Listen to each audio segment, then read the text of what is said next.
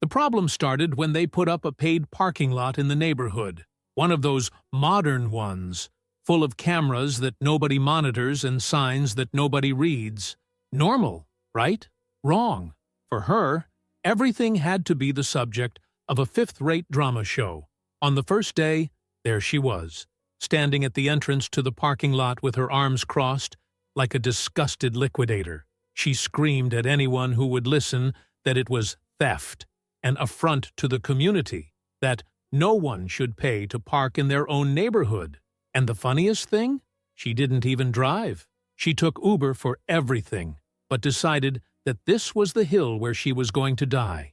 She started a fervent campaign to get her neighbors to unite against the injustice of unfettered capitalism, a speech that, ironically, she shouted while holding an $8 coffee. She petitioned, she leafleted, she even tried to organize a meeting to boycott the parking lot. Detail: the meeting would be in the parking lot. Her brain was working in dimensions unknown to logic, and, like any good tormented soul, she needed an enemy. And who better to fill that role than me? Simply because I didn't join in.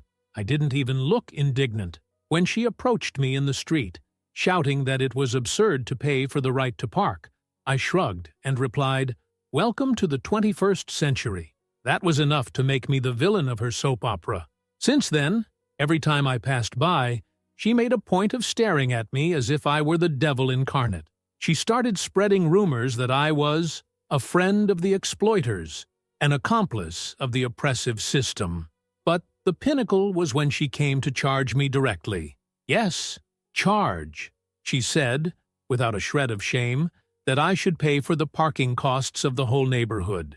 According to her, it was my moral duty to ensure that no one had to spend a penny on parking.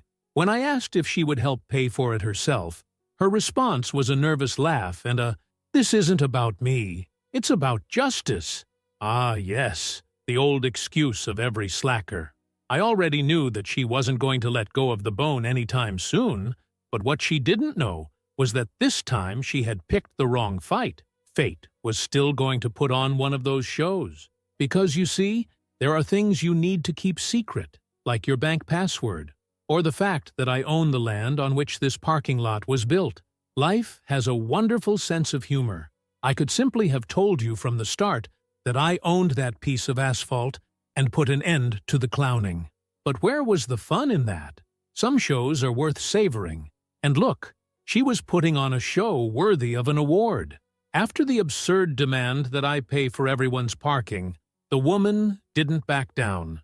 She began a new phase of the campaign, now more personal. It was no longer enough to spread generic rumors about parking being a modern exploitation scheme. Now the target was me. According to her, I was a selfish capitalist, a traitor to the community, and, of course, part of the greedy elite. I, who still do my shopping at wholesale promotions, am elite now. But okay, I kept quiet, letting her sink deeper and deeper into her own narrative. Her campaign became almost a cult. Neighbors, who previously just wanted to live their lives without having to pay for parking, began to be coerced. If someone used the parking lot and paid the fee, she made a point of looking at them as if they had just committed a crime against humanity. One day, a poor guy got out of his car and she came screaming, "You're a collaborator." Yes, she was at that level. She was completely delusional. But her masterstroke came on a Saturday morning. I was quietly minding my own business when I heard an unusual movement in the street. I went out to see, and, of course, there she was, standing on a crate, giving a speech to a group of residents who were clearly there just because they hadn't yet found a polite way to leave. "It's absurd that the community has to pay to park," he shouted, pointing at the parking lot as if it were a crime scene. "We are held hostage by a system that treats us as mere consumers and not as citizens. And while innocent people suffer from this, there are people here in the neighborhood who think it's perfectly acceptable." And then, like an actress at the height of her drama, she turned her head and looked straight at me. That was it. The big showdown. The moment of confrontation. I knew she had been waiting for this moment, that she was itching to unmask me as an enemy of the people, an evil bourgeois laughing as he counted his profits. I approached with the calm of someone who already knew the end of the movie. "Ah, finally," she exclaimed, as if I had been summoned to a revolutionary tribunal. "Do you have anything to say for yourself?" I held back a smile. The whole neighborhood was watching. I could feel the tension in the air. "Actually, I do." She crossed her arms, triumphant. "I thought I was going to roll over, justify myself, apologize to the community." "Ah, sweet illusion. That parking lot you hate so much?" I began, pausing for a moment to appreciate the moment. "It's mine." Silence. Not a normal silence, the kind that pauses a conversation. It was a dense silence, a silence filled with confusion, shock, and a slight hint of desperation on her part. Her face went through all the stages of grief at once. First, disbelief, then denial, with a nervous chuckle, then anger. "That can't be true," she almost spat. "Oh, but it is." I took my cell phone out of my pocket and showed her the land ownership document. The parking lot had been registered in my name for years. The neighbors started whispering. Those who were there just to be polite finally found a reason to stay. This story was getting good. It turned red, then white, then red again. That doesn't change anything," she tried to argue. "It's still an exploitation of the community." I leaned against a post, enjoying the morning breeze and the satisfaction of seeing everything crumble around her. "Well, since I own the parking lot, then I can decide what to do with it, right?" She widened her eyes, smelling a bomb coming. "So, as of today, every resident who took part in this ridiculous campaign against the parking lot will be charged 50% more." The whispers turned into giggles. The neighbors who had been coerced by her seemed satisfied. "This is illegal," she shouted, but her voice was already shaking. "No, it's not," I smiled. "My parking lot, my rules." And that's when I saw something I would never have imagined. She was speechless. For the first time, there was no ready answer, no impassioned speech. Just the blank stare of someone who realized that she had spent weeks screaming at a problem that was actually barking at the wrong person. She opened her mouth, closed it, opened it again, and then turned her back and marched off as if she still had some dignity left to salvage. The show was over. But, of course, I knew that wouldn't be the end of it.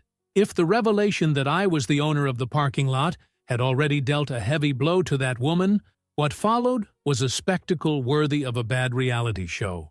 She disappeared for a few days. No leafleting, no inflammatory speeches on the sidewalk, no deadly stares as I passed by. Total silence. For any normal person, that would be a relief.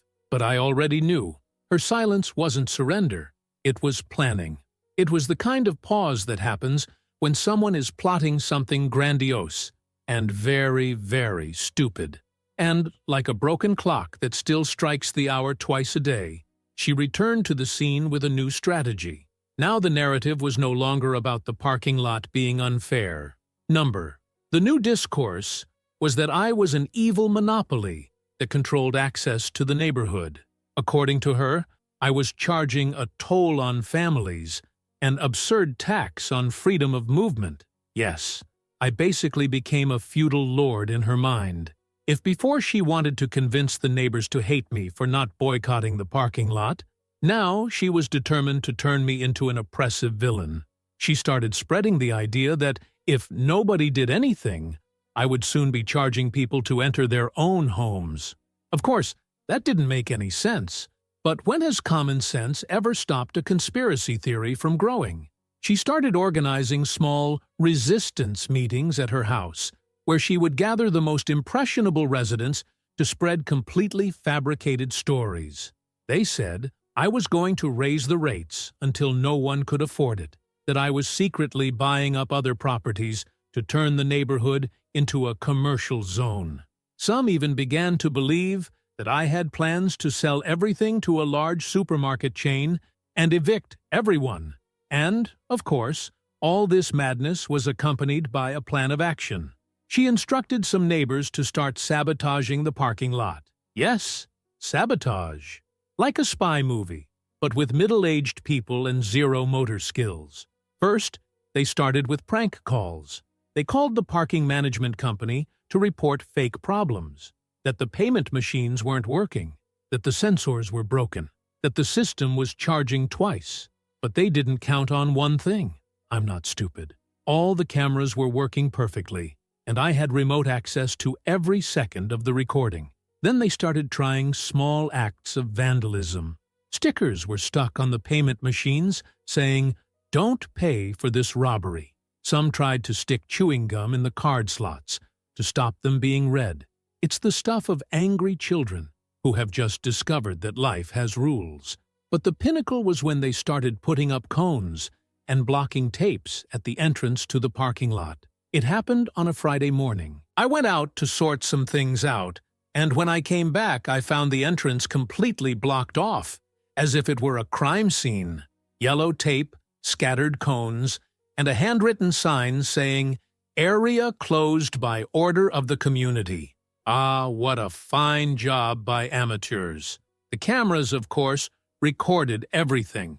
Those who organized it, those who brought the cones, those who proudly held the sign as if they were signing the Declaration of Independence. And, as expected, there she was in charge, pointing and giving orders with the authority of someone who thinks she's leading a revolutionary army. That was enough for me to take serious action. I could have called the police, filed a complaint, put an end to this nonsense once and for all. But that would have been too quick. I wanted something better, something more educational. So I did the simplest thing in the world.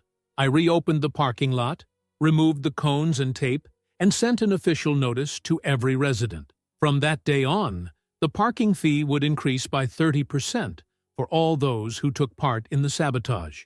What's more, anyone caught in acts of vandalism would have their access to the parking lot permanently banned. In other words, they could continue fighting for the community as much as they liked, but they would have to park a long way away. The reaction was wonderful. Neighbors who had been duped by her started jumping off the campaign. Some came to apologize personally, claiming that they didn't know it would come to this. Others simply stopped taking her calls, leaving her increasingly isolated. She, on the other hand, was frothing with hatred. She tried to confront me, marching up to my door as if she were the leader of a trade union. "You can't do that." "Yes, I can. It's all within the law." "This is tyranny. This is private property." She stood there, trembling with rage, not knowing what to do, because the truth was that I had won. She knew that she had lost control of the narrative, that the neighborhood was tired of her theater. But of course, people like that never accept defeat willingly. She left without saying another word, but I saw in her eyes that it wasn't over yet, and I was right. If there's one thing I've learned from watching this woman, it's that people with a messiah complex never accept defeat with their heads down. They don't lose. They are victims of a corrupt system, wronged warriors, or, in her case, defenders of a neighborhood against an evil oppressor. So when I saw that she was missing after the epic failure of the parking lot sabotage, I knew that something even worse was being planned.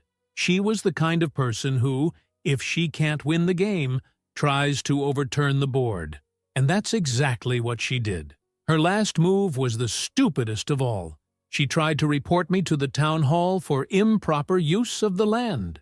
Yes, the woman, who until yesterday was shouting that the parking lot was absurd, suddenly decided she wanted to invoke the power of the government to get rid of me. And her plan, to convince the town hall that my parking lot was illegal and should be shut down immediately. Of course, I only found out about this because an acquaintance of mine, who works in the enforcement sector, sent me a message one day saying, "Dude, you're not going to believe this, but there's a woman freaking out here at the City Hall counter, saying that you've built an illegal parking lot." It was obvious who it was. Best of all, she went there armed with proof, which basically consisted of a makeshift dossier full of photos of the parking lot, some poorly made copies of documents, and a petition signed by 5 people, 3 of whom were from her own family. The town hall employees didn't even try to hide their boredom. They saw that there was nothing relevant in the papers and patiently explained that the parking lot was completely legal, complied with regulations, and there was absolutely nothing to be done. But do you think that was enough to end the soap opera? Number. Because, according to her, it only proved that the town hall was also part of the scam. Yes. Now it was a high-level conspiracy. When the officials tried to ignore her, she upped the ante. She stood at the reception desk, shouting phrases like, "You can't shut us up! This is going to become a federal case! Justice for the citizens!" The security guard had to be called, and it was only when they threatened to ban her from the City Hall building that she finally left, huffing and puffing that she wasn't going to leave it like that. Now, you might be thinking, well, after that public humiliation, maybe she'll finally give up. Ah, if only life were that simple. She still had one more plan, and it was the most absurd of all. The following week, in a desperate attempt to prove that the community was against me, she organized a protest. Yes, an official protest, with placards and everything, against a parking lot in the neighborhood's own street.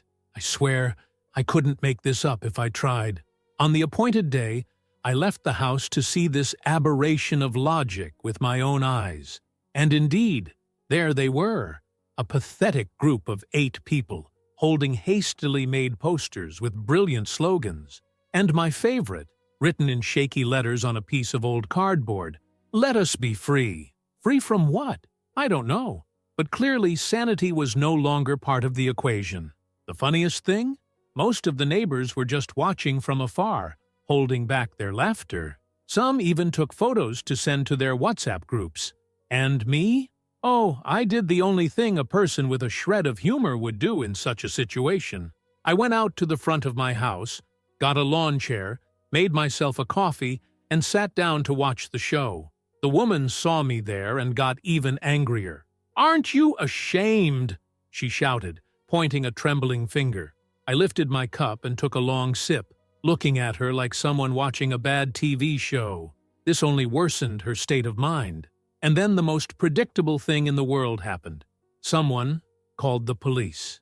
It wasn't me, but someone there had the bright idea of reporting a bunch of lunatics blocking a residential street with idiotic posters. When the police arrived, the woman tried to argue that it was a peaceful protest and that they had a constitutional right to demonstrate against the oppression of the parking lot. The policeman, who had clearly had enough of life, simply replied, "Ma'am, you're obstructing traffic and causing a public nuisance. If you don't leave now, we'll have to fine you."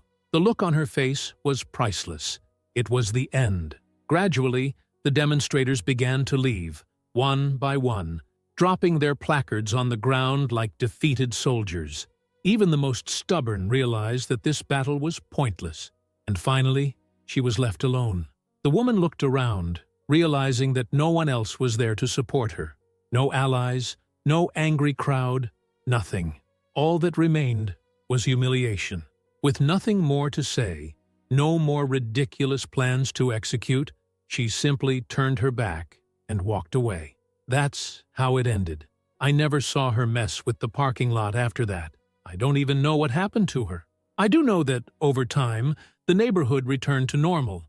No one talked about unfair fees or urban oppression anymore. The parking lot continued to operate, and I went on living my life. But every time I pass that place and see the cars parked quietly, I remember this story and think, how incredible is the capacity of some people to turn nothing into a ridiculous spectacle. Don't forget to leave your like and comment below.